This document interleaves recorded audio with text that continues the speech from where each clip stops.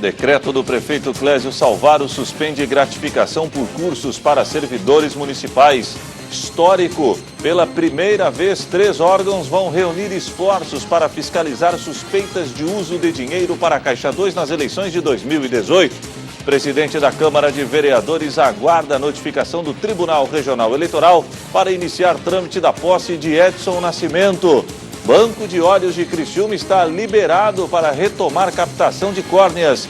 Pesquisa mostrou os piores resultados da história da medicina no Brasil. E ainda, os fatos que ganharam destaque durante a semana. As notícias de Criciúma e do sul de Santa Catarina você confere a partir de agora. No ar pela TV Primavera, Informe Região.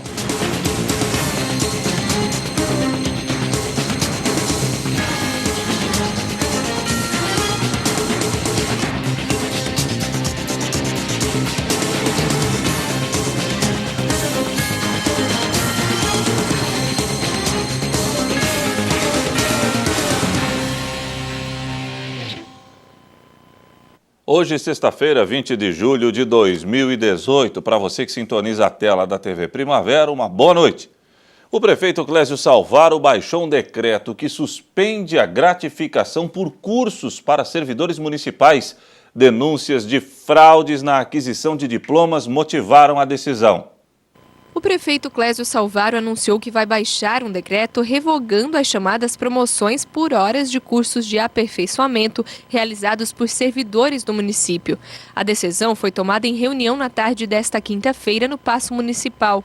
O encontro teve a presença de secretários, entidades como a SIC e Observatório Social e alguns integrantes da imprensa. Conforme o prefeito, há suspeita de irregularidades nesses cursos, como a compra de certificados para acessar o benefício. Hoje, o aperfeiçoamento permite que as horas de curso representem aumento salarial. Conforme o secretário da Fazenda de Criciúma, Celito Cardoso, só estas promoções já pesam por mês mais de R$1.200.000 na folha de pagamento. A promoção foi pauta de polêmica na Câmara de Vereadores durante essa semana, depois que o governo encaminhou um projeto que reconhecia como qualificação apenas cursos de graduação e pós-graduação. O decreto que suspende as gratificações já foi assinado pelo prefeito e deve ser publicado no Diário Oficial do município na próxima segunda-feira. Com a suspeita de irregularidade, além do decreto, toda a documentação protocolada no Paço Municipal vai ainda ser encaminhada ao Ministério Público para que seja analisada. Pela primeira vez, 3 órgãos vão reunir esforços para fiscalizar suspeitas de uso de dinheiro para a Caixa 2 nas eleições de 2018. A ideia é prevenir possíveis crimes de lavagem de dinheiro de candidatos e doadores por meio do uso de recursos em espécie. Dinheiro vivo mesmo.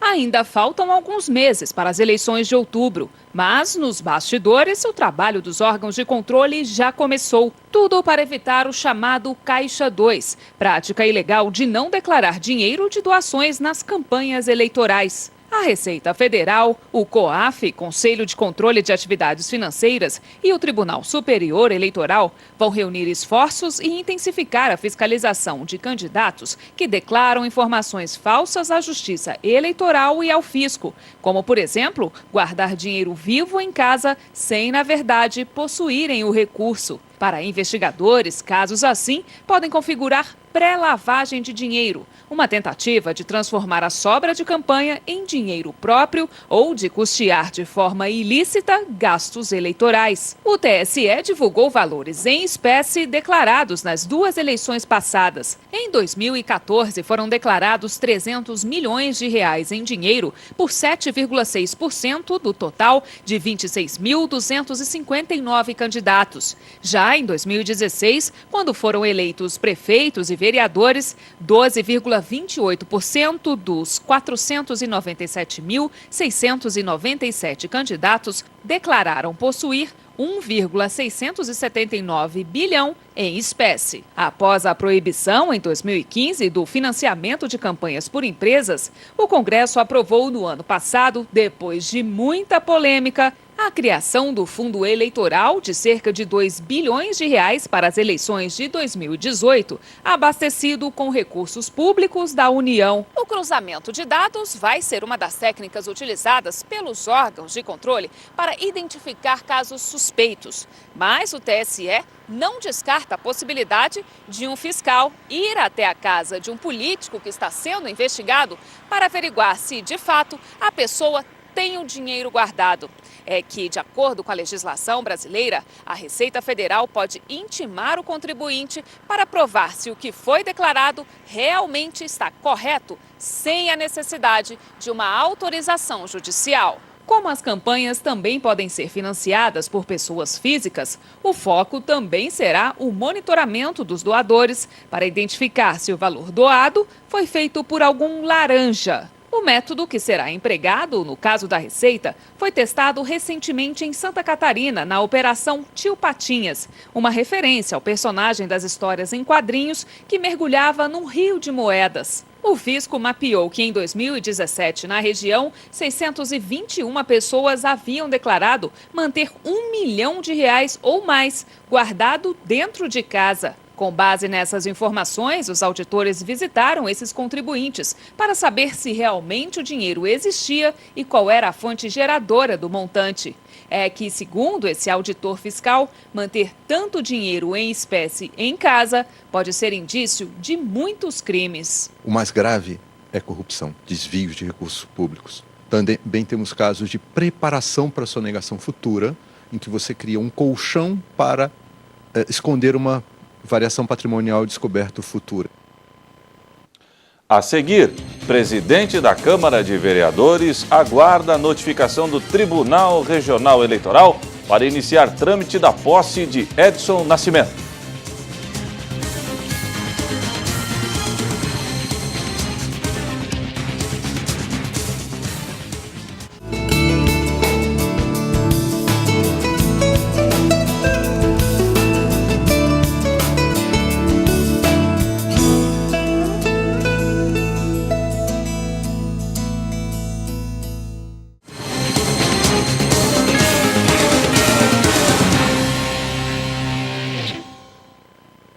Após a confirmação da perda de mandato do vereador Daniel Freitas, condenado pelo Tribunal Regional Eleitoral por infidelidade partidária, o presidente da Câmara, vereador Júlio Colombo, espera a notificação do TRE para iniciar o trâmite de posse do suplente Edson Nascimento Paiol.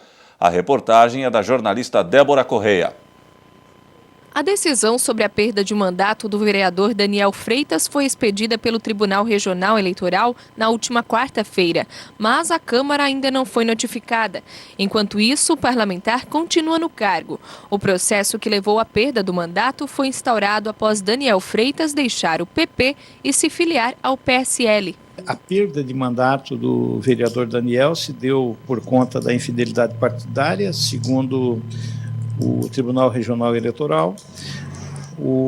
A partir do momento que o juiz sentencia, vai para o recurso de embargos de declaração. A partir do momento que todos os recursos forem reanalisados pelo juiz, a Justiça notifica a Câmara e imediatamente nós tomaremos as providências que se fizerem necessárias. Segundo o presidente da Câmara, a Casa Legislativa ainda não foi notificada pela Justiça, mas quando for, deve cumprir a decisão de forma imediata. Se a sentença se manter na íntegra, como foi lavrada, nós nomearemos o novo vereador, o vereador suplente, né? E faremos uma eleição exclusivamente para o cargo de vice-presidente, porque o Daniel atualmente ocupa o cargo de vice-presidente. Na vacância do cargo de vice-presidente, há necessidade de se fazer uma eleição específica para o vice-presidente. Então, nós estamos aguardando a notificação, então logo nós formos notificados, nós tomaremos as providências devidas. Colombo ressaltou ainda que, em alguns casos, há a cobrança da população para que se cumpra uma determinação da Justiça, mas disse que é necessário que haja essa notificação decisão oficial, e isso pode levar tempo. É que hoje os processos judiciais eles são eletrônicos, então a gente tem a condição de, no ato da lavratura da sentença ou do acórdão, a gente já tem o conhecimento do fato, mas daí para frente ainda existem os prazos recursais, existem o tempo da gente ser notificado, então a coisa não acontece instantaneamente como a sentença o é. E nós não podemos tomar qualquer tipo de providência se nós não formos notificados oficialmente. Se não for um oficial de justiça lá e diz, vocês têm que cumprir essa sentença, nós não podemos fazer isso porque o jornal quer, porque o cidadão quer. Nós temos que fazer isso porque a justiça determina. Entre os casos em que já houve cobrança sobre uma decisão judicial está a perda de mandato do vereador Moacir Dajori. Nós temos o processo do vereador Moacir Dajori, que todo mundo tem conhecimento da sentença, mas ainda está em grau de recurso. Agora, por que o tribunal não notificou ou a justiça de primeiro grau não notificou ainda? Essa pergunta ela tem que ser feita para o judiciário. Nós estamos aguardando. A partir do momento que nós formos citados, evidentemente nós tomaremos as providências que a justiça determinar. E aproveitando o presidente da Câmara de Vereadores de Criciúma, a jornalista Débora Correia abordou o grave caso do arrombamento de alguns gabinetes do Legislativo criciumense. O fato foi registrado durante a semana. Gabinetes de 3 vereadores de Criciúma foram alvo de furto nesta semana. No gabinete do vereador Ademir Honorato, do MDB, foi roubado um notebook, maleta e mouse, além de certa quantia em dinheiro. No gabinete da Camila do Nascimento, do PSD, não levaram nenhum pertence. E do de Zairo Casagrande, também do PSD, foi levada uma pequena quantia em dinheiro pertencente à sua assessora. Olha, na verdade, nós fomos surpreendidos aí com a notificação de alguns vereadores, inclusive já providenciaram o BO, que seus gabinetes foram arrombados. Até ontem a gente tinha notícia de 3 gabinetes.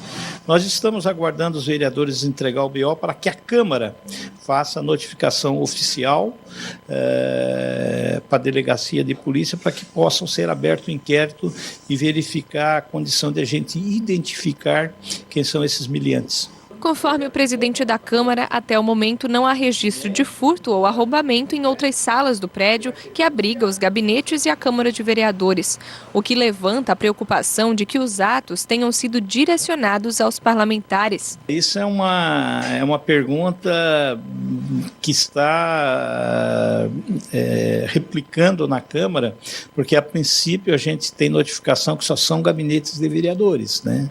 Então isso nos preocupa sobremaneira, porque o vereador é um cidadão que tem que tomar decisões, e decisões importantes, e certas decisões nem sempre vão ao encontro de algum grupo, de algumas pessoas ou de algumas entidades. Então isso tem nos preocupado muito. Assim que os vereadores que tiveram os gabinetes arrombados registrarem boletim de ocorrência de forma individual, o presidente Júlio Colombo também deve fazer o registro na delegacia em nome da Câmara. Fim da novela. Depois de muitos imprevistos, finalmente está liberado para voltar a operar o Banco de Olhos de Criciúma. Depois de anos de espera, o Banco de Olhos da região sul finalmente entra em funcionamento. Instalado em uma sala no Hospital Materno-Infantil Santa Catarina, em Criciúma, o espaço já está equipado e conta com uma equipe capacitada e atuando em escala de plantão para receber as doações. Agora já está apto tecnicamente a receber tecido ocular para fazer todo o tratamento, toda a manipulação necessária para poder fazer o transplante. Então a região sul agora conta mais com esse serviço que é fundamental, tão sonhado, tão esperado, tão falado e que agora se transforma em realidade. O primeiro passo para a abertura do Banco de Olhos foi o alvará sanitário, que já foi conquistado. Depois foi realizada a orientação e capacitação de todos os profissionais envolvidos na captação de córneas. O próximo passo acontece no dia 27 de julho, que será uma vistoria feita pelo Ministério da Saúde. Mas mesmo antes da vistoria, o banco já pode funcionar. Já pode. Ele já tem a autorização da vigilância sanitária, que é o principal. Ele está pronto para trabalhar, para fazer acontecer. O que o Ministério da Saúde faz com essa vistoria é liberar a habilitação, né? Feita a habilitação, nós conseguiremos receber recursos do Ministério da Saúde para poder custear isso que o Estado vai custear por sua conta nesse momento. Para atuar no Banco de Olhos em Criciúma, será feita a contratação de uma equipe de profissionais que ainda será capacitada. Hoje nós estamos com toda a equipe praticamente vinda de Florianópolis, que já tem treinamento, capacitação, e aos poucos vai se qualificar e se contratar pessoas aqui da própria região, mas nesse início são recursos humanos de Florianópolis. Por enquanto, uma equipe de Florianópolis com anos de experiência na captação de córneas coordena os trabalhos por aqui. Já estou desde segunda aqui, né?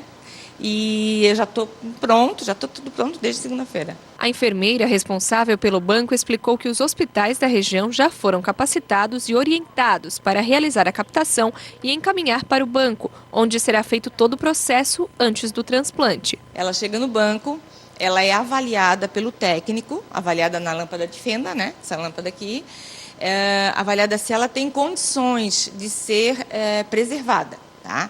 A gente, além de preservar a córnea, a gente preserva a esclera também, né? Então, a córnea ela tem 3 classificações. Ela é classificada como óptica, tectônica ou inadequada. No caso, ela não tem condições para uso terapêutico. A córnea óptica e a tectônica, elas são, quando eu avalio, né, eu levo para a câmara de fluxo laminar, né? Ela é avaliada lá também, ela é feita toda a preservação e colocada no líquido de preservação, que é o Eusol ou o Opsol, são dois líquidos que estão utilizados para a preservação da córnea, que duram em média 14 dias. Mas, segundo a enfermeira, as córneas nem chegam a ficar os 14 dias armazenadas. A demanda pelo transplante é tão grande que elas devem sair daqui muito antes. Uma procura que demonstra a importância do espaço para a região sul. Na vida pública, eu costumo dizer que o que nos realiza é ver as coisas acontecerem, né? É ver um cidadão a mais ser atendido, um cidadão voltar a enxergar por uma ação que a gente faz, é um cidadão que estava na fila há muito tempo aguardando e sendo solucionado o seu problema. Então é um alívio muito forte, né? Mas nós vamos continuar, porque a gente sabe que tem muito que fazer ainda na saúde. Em sua visita ao Banco de Olhos, no primeiro dia de funcionamento, o secretário falou ainda sobre a gestão do hospital, que deve ser compartilhada entre o município e o estado, além dos investimentos para finalizar as obras na instituição. Nós estamos com mais de 2 milhões de investimentos na CME, que é a Casa de Esterilização de Instrumentos. Também estamos fazendo toda a parte de reavaliação das obras, elevador, parte elétrica, equipamentos, são mais de 2 milhões e ainda vamos precisar de mais recursos, que a cada dia surge uma coisa nova, porque há muito tempo que está parado, então até você conseguir levantar demora um pouco. Mas está tudo sob controle, estamos trabalhando, hoje os nossos advogados estão aqui conosco, tem uma equipe de Florianópolis aqui no Santa Catarina, trabalhando essa questão de que forma será a gestão compartilhada. A prefeitura fica com pronto atendimento, aqui no mesmo local, a gente faz a gestão hospitalar de todo o resto, enfim, é uma construção que não é fácil, mas está bem encaminhada. A seguir, pesquisa mostrou os piores resultados da história da medicina no Brasil.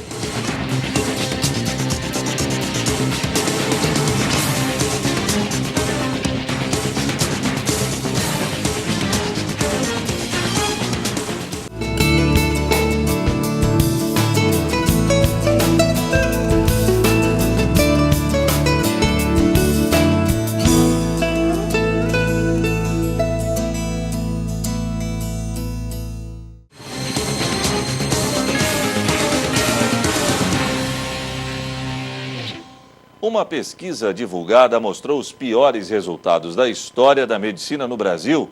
Quase todos os pacientes de São Paulo, a maior cidade do país, tiveram problemas com planos de saúde. O levantamento feito pelo Datafolha também ouviu os médicos. O cenário não foi nada animador.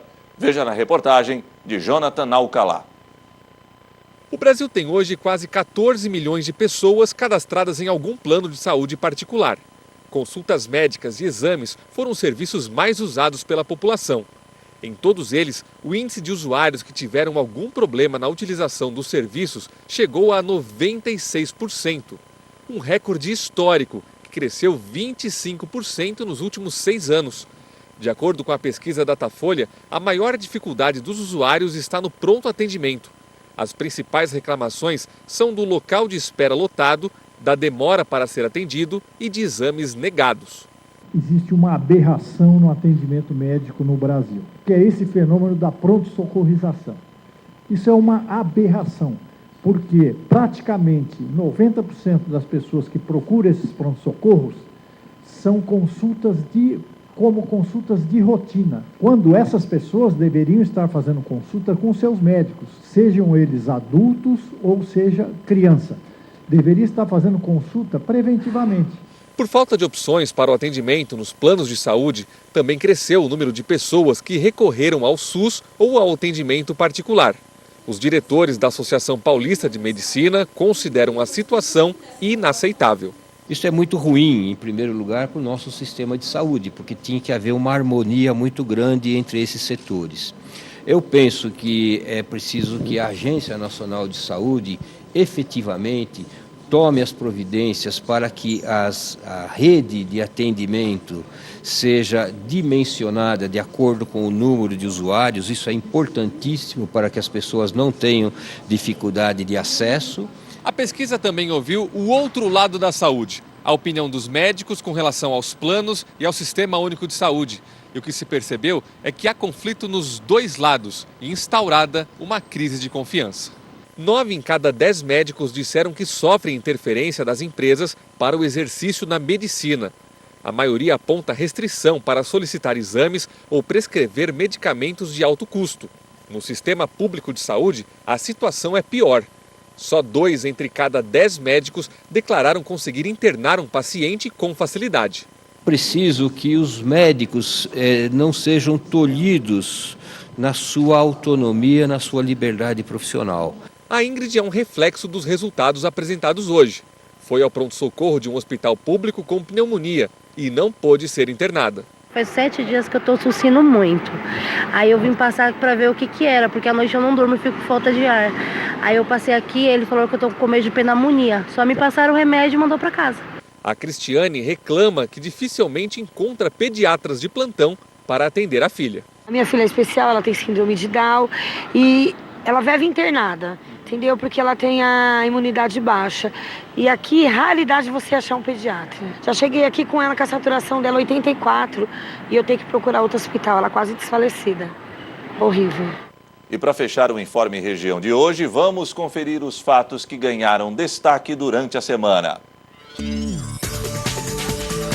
Segunda-feira, Sindicato da Saúde cobra melhorias na gestão do Ideias no Hospital Regional de Araranguá. O Ideias tem uma prática onde nós não conseguimos falar com a direção do Ideias. A gente já mandou vários ofícios para eles, né?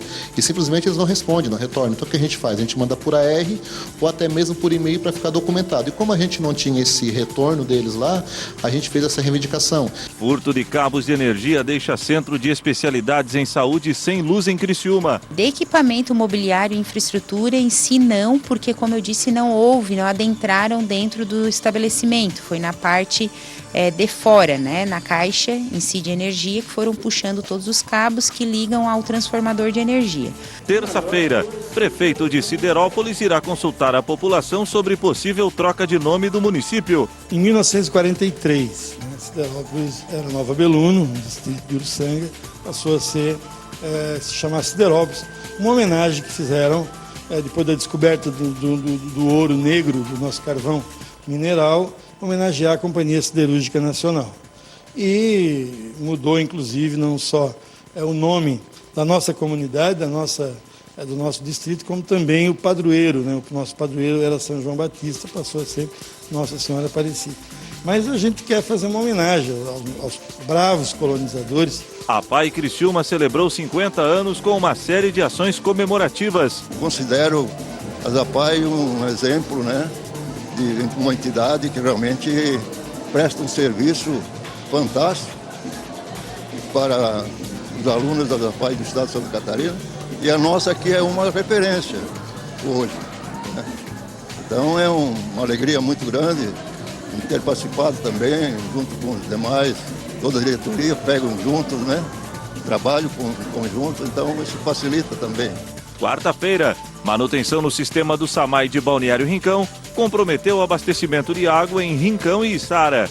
A desabastecimento hoje é devido à troca de registro e de lavação de filtros. No quadro Informe no Bairro, moradores dos bairros Morro Albino e Espigão da Pedra trancaram via que dá acesso ao CASE. População cobra a pavimentação asfáltica prometida pelo governo do estado. O que a comunidade pediu na época foi esse mínimo, que era para a medida compensatória. A gente sabia que a água vinha, porque eles iam ter que botar água boa lá, sabia que a energia de qualidade vinha, porque tinha que botar energia boa lá, iluminação, segurança e tal. Mas a pavimentação era o mínimo, que antes eles tinham o direito de ir e vir, e hoje já não tem mais, choveu meio-dia, já não tem mais condições. Quinta-feira, vereador Daniel Freitas é condenado por infidelidade partidária e perdeu o mandato. A partir do momento que foi dado a entrada dessa ação judicial, o nosso advogado já tinha plena consciência de que iria ganhar essa ação.